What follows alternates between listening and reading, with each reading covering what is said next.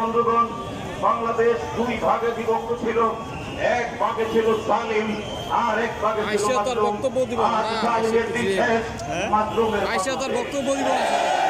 সংগ্রামী ছাত্র বন্ধুগণ।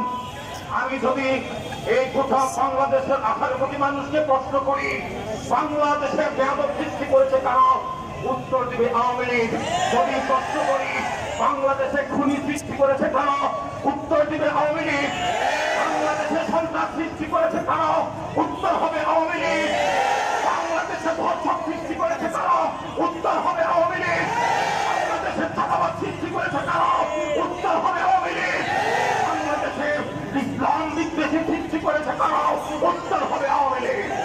সুতরাং 92% মুসলমানের দেশ, এই দেশ আজ থেকে উলামায়ে কেরামের নেতৃত্বে পরিচালিত হবে, মামুনুল হকের নেতৃত্বে পরিচালিত হবে, আমাদের আল্লামা আব্দুল হামিদ পীর মধুপুর, নূর হোসেন নুরানীদের নেতৃত্বে বাংলাদেশ পরিচালিত হবে।